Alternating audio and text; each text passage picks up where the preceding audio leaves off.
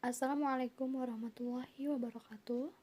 Saya Sintaningrum dan rekan saya Pipit Indrayani dari kelompok 2 akan memaparkan materi mengenai dinamika perilaku individu dalam mata kuliah Psikologi Pendidikan yang diampu oleh dosen Ibu Citra Charisma Islami MPD.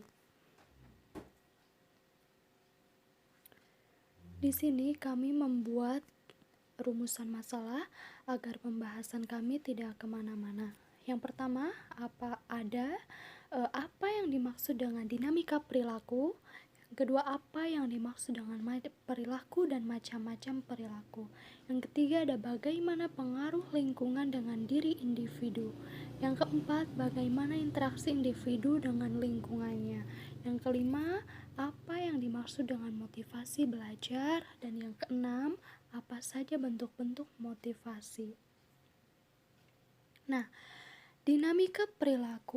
Dinamika perilaku adalah perilaku-perilaku yang dapat membuat suatu kelompok menjadi hidup dan dinamis, sehingga dapat menciptakan dinamika kelompok dan tercapainya tujuan yang diinginkan.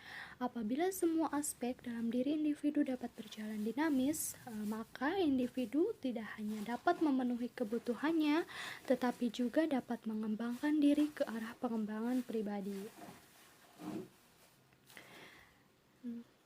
Yang selanjutnya adalah pengertian perilaku dan macamnya.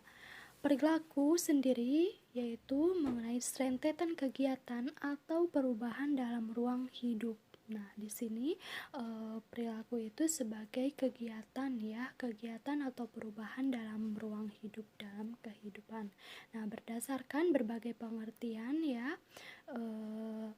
disimpulkan bahwa perilaku itu suatu aktivitas manusia yang merupakan manifestasi dari jiwa manusia dan dipengaruhi oleh aspek-aspek yang ada pada diri manusia, dan aspek-aspek tersebut di luar manusia yang bisa terbentuk dari proses belajar, imitasi pembiasaan, dan lain sebagainya. Di sini ada macam-macam perilaku. Ada 7 macam perilaku. Yang pertama ada perilaku motorik. Yang kedua ada perilaku kognitif. Yang ketiga perilaku konatif. Yang keempat ada perilaku afektif. Yang kelima ada perilaku normal. Yang keenam ada perilaku abnormal. Dan yang ketujuh ada perilaku prososial. Selanjutnya ada pengaruh lingkungan bagi individu.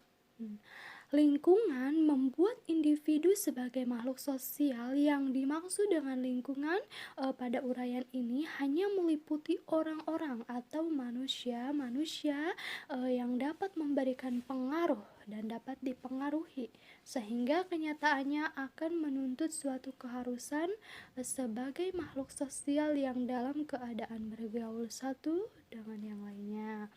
Lingkungan membuat wajah budaya bagi individu. Lingkungan dengan aneka ragam kekayaannya yang merupakan sumber inspirasi dan daya cipta untuk diolah menjadi kekayaan budaya bagi dirinya.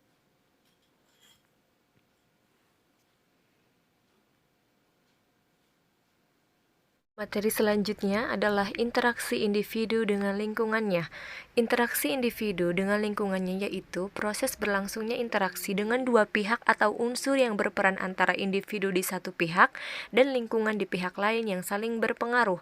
Lingkungan adalah tempat kita hidup untuk pertentangan diri, mengembangkan diri, bersosialisasi, berinteraksi. Kita hidup di dalam diri sendiri dan luar diri sendiri. Selanjutnya, interaksi individu dengan lingkungannya. 4 jenis bentuk kegiatan individu dalam interaksinya dengan lingkungan adalah sebagai berikut. 1. Individu menggunakan lingkungan atau uses the environment. 2. Individu menentang lingkungan atau raises the environment.